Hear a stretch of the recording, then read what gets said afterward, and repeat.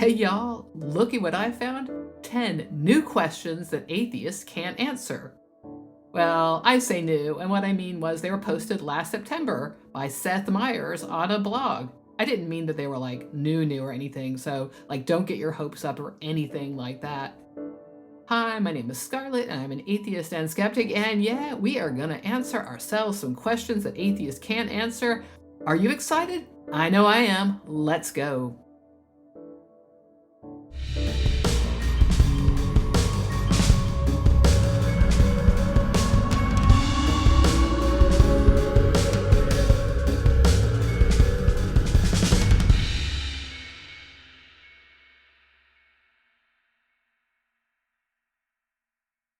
Don't we love ourselves some questions for atheists? I know I do.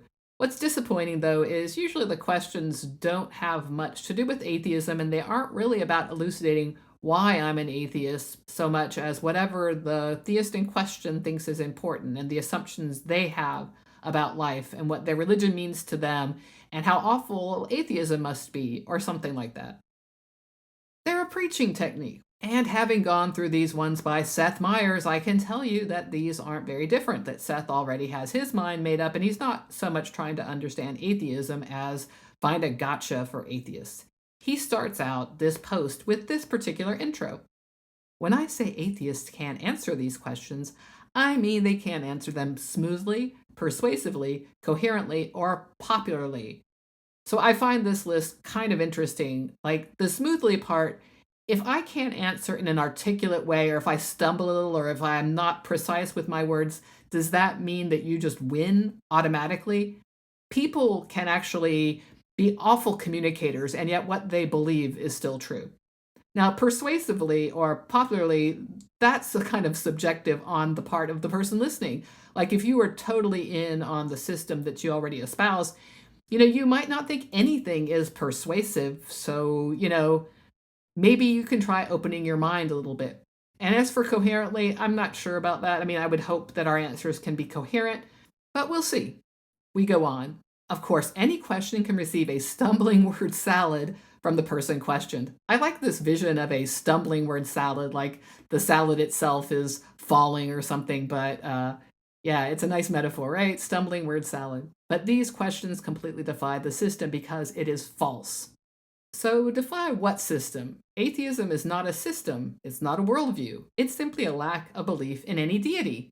That's it. Of course, it is a part of people's worldviews, but it is not a system in any sense.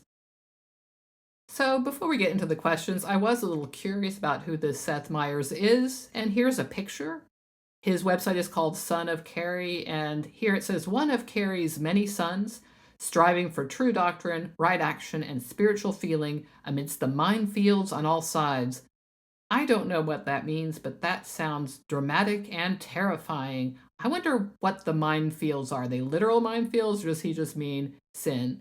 I do like that his t shirt says, I love my wife. That's cute. A little blurb on his webpage says, planting churches with the Baptist Confession in one hand and Tolkien in the other.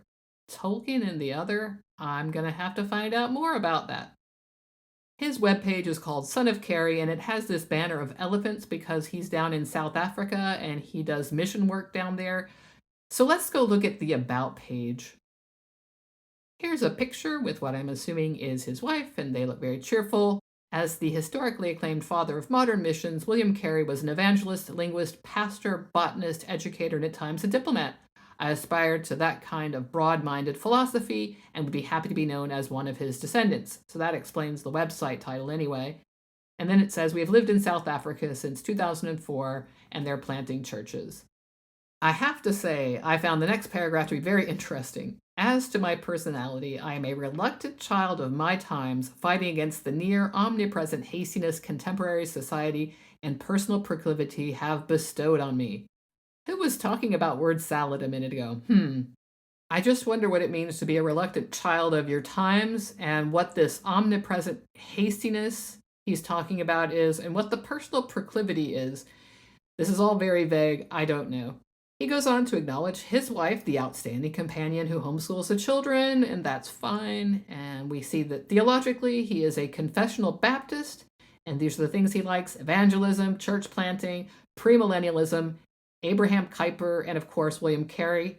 I'm just really out of it with these religious types. I don't know anything about them, and I'm not going to Google them because we got some questions to get to, people. In the last paragraph, he talks about an interest in classic and enduring culture, and that's the Tolkien. And he also mentions hermeneutics, linguistics, and logic. So we'll see how logical all this is. All right, so that's who Seth Meyers is. At least that's who he presents to us on his blog.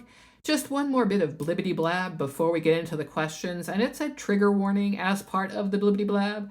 We will be mentioning humanity's tendency to be inhumane to other humans in this video. So just, know that that's going to be happening, because it wouldn't be a questions video without some reference to people, atheists, being bad and sinful and whatnot. All right, I am ready to answer some questions. Question 1. Why are some things always bad? Why is there a category of badness, evil, or wickedness? So, as usual, this doesn't have much to do with atheism.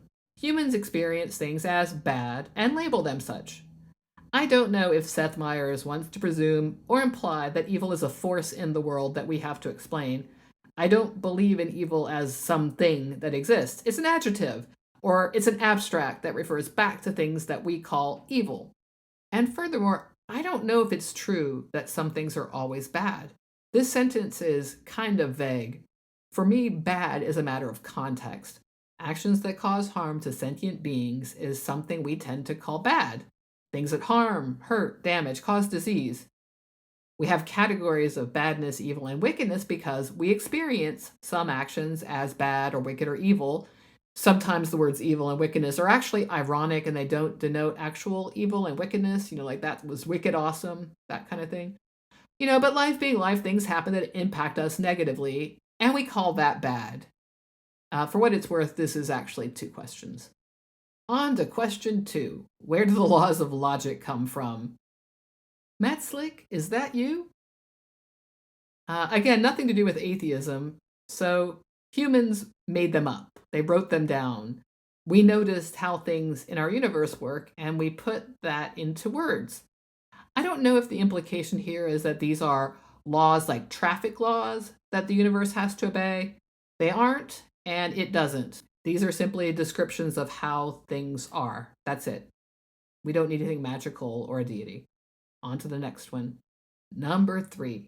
How can we call people, nature, music, or virtues beautiful without a capital G, capital B, great beauty? Why lowercase beauty if no uppercase beauty? I'm starting to see a pattern here. Like, it seems like for the world to exist, we need something magic or something, but we don't need Plato's forms to conceive of the world. We evolved to perceive various things as beautiful, and we have constructed the abstract quality that we call beauty. Beauty refers to things that we perceive of as beautiful, but beautiful is actually an adjective. It's not a thing that exists in the world. Beauty is not something that you can go touch like a rock. And by the way, what we think of as beautiful is culturally constructed. Different humans at different times have experienced beauty differently. So it's not like there's this one thing that we all say, aha, that's it. And by the way, this is also 2 questions, and neither of them have anything to do with atheism, really.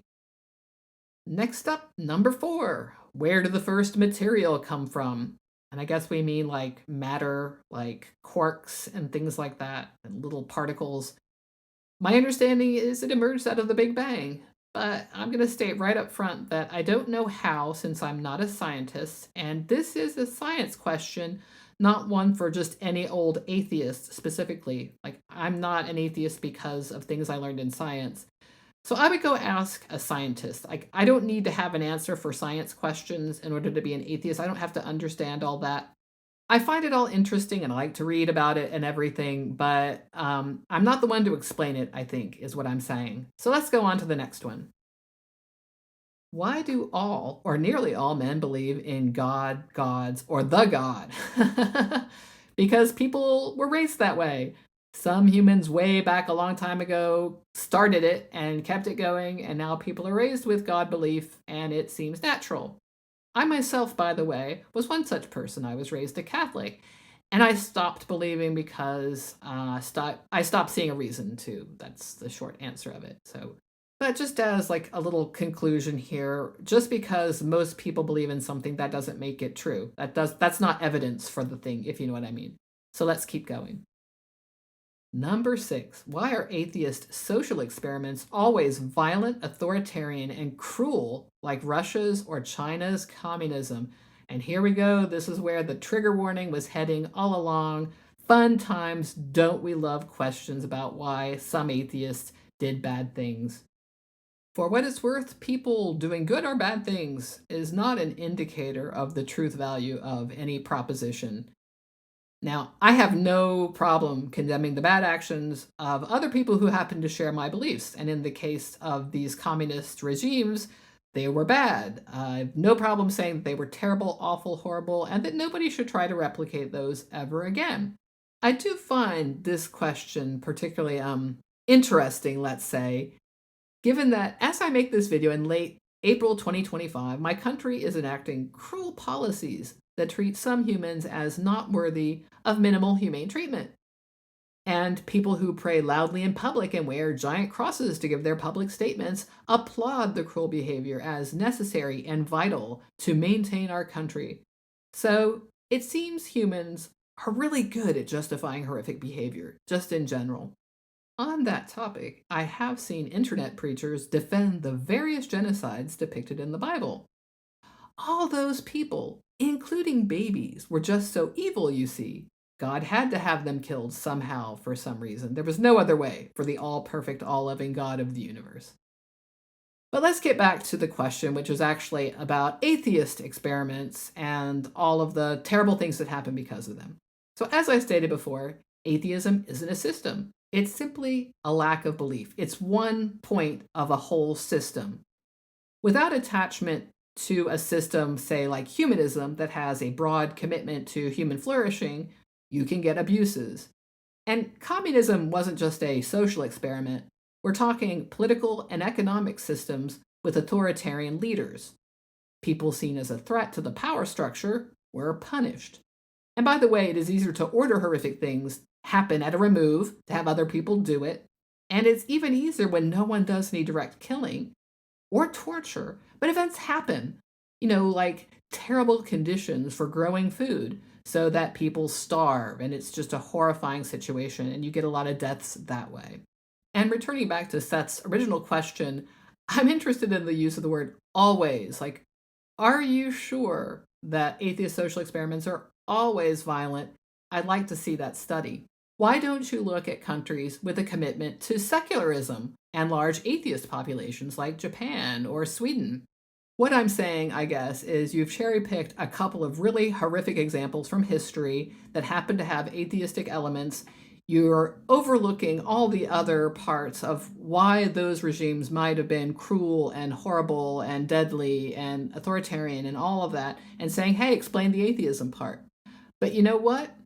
Religion has never stopped people from being violent, authoritarian, or cruel. And to understand why horrors happen, it's instructive to look broadly at human history, because I think that the main thing involved in all this is people. People can be violent, authoritarian, and cruel.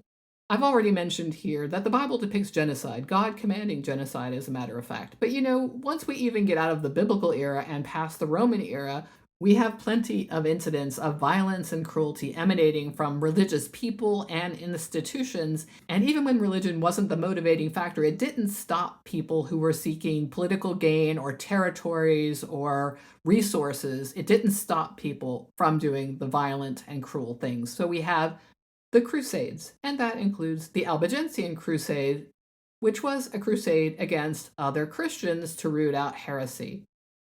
We also have slavery, and people often use the Bible to justify slavery. And, slavery was not some kind of kind and gentle institution.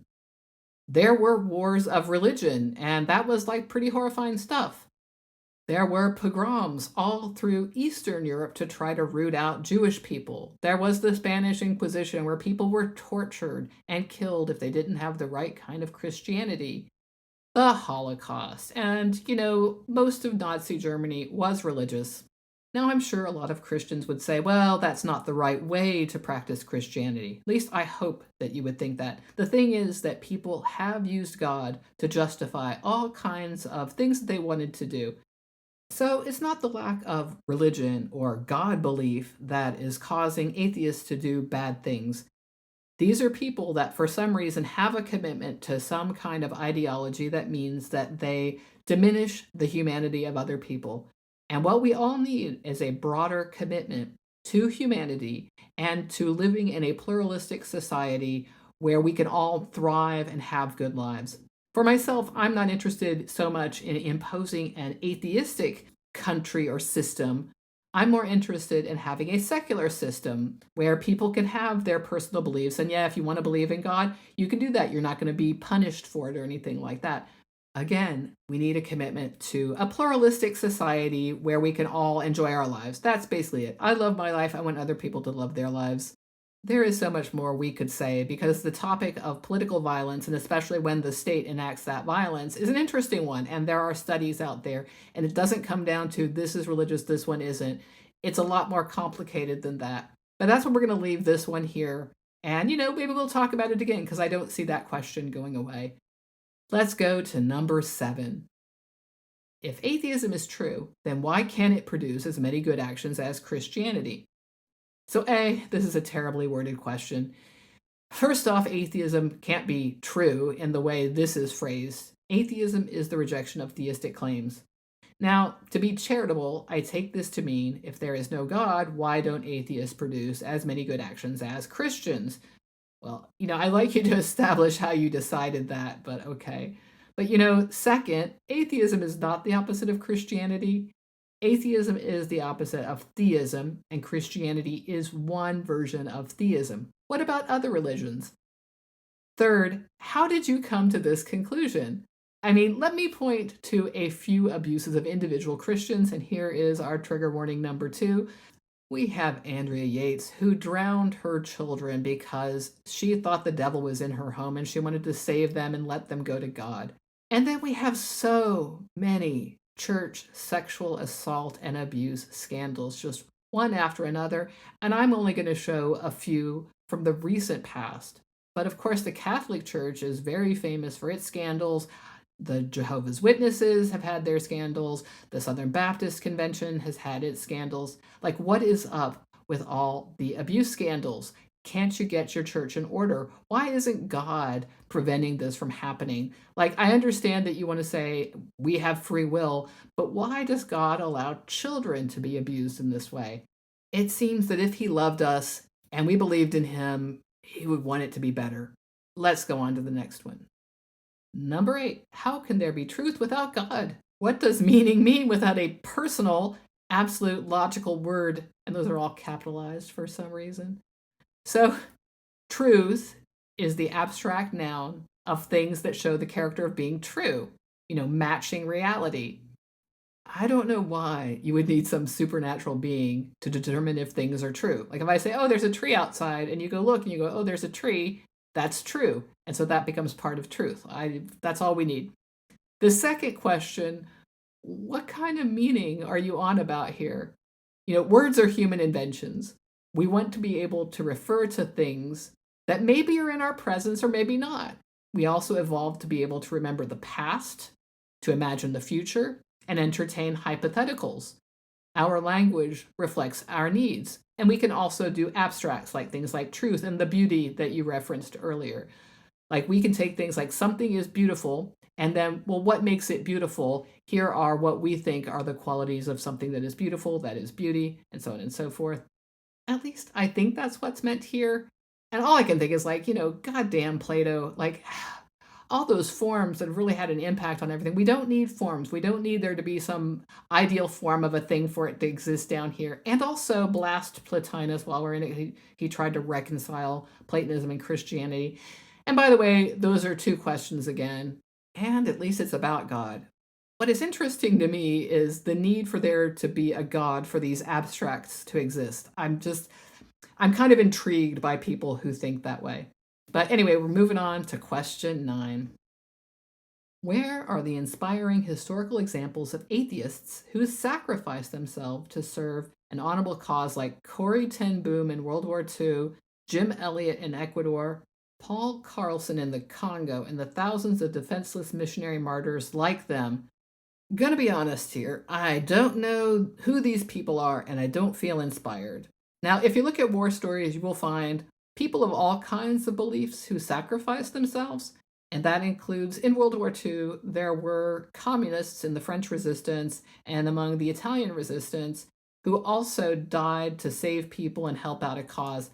By the way, do the people need to have died for you to feel inspired? Like, I feel inspired if people just put themselves on the line, like risk their lives maybe, but they're not martyrs. Like, do they need to be martyrs? Like, I'm not into martyrdom or anything like that. But I do know people who have helped other people. Like, they're out there. You could go look, you could go Google. A lot of times their belief system is not the thing that is like right up front and center though. So you might not see that they're atheists, but they're out there. Let's go on to the last question. Number 10. Why are the great works of beauty in sculpture, orchestra, architecture, and literature all created by theists and mostly from a culture steeped in the Trinity? Are they all created by theists? Are you sure about that? It's true that people like to make art from their myths, and so in addition to like the things that are written down, the stories, you can find frescoes and architecture and statues and all that that are dedicated to people's gods or the episodes that the gods participated in. But, you can also look around and find art that just reflects nature from different cultures too, that has nothing to do with deities. And by the way, if you bother to go out and do a Google search, you will find that there are atheists that do all kinds of things. They are all kinds of artists and musicians, writers, everything. They're out there. You just have to look. But even if it were true that there were no atheists participating in any of the arts whatsoever, that would have no bearing on whether or not there were a God. It would just mean that we don't participate in those things. But we do because art is a human thing, and you don't have to be painting things that are about deities. By the way, the art doesn't have to be beautiful either.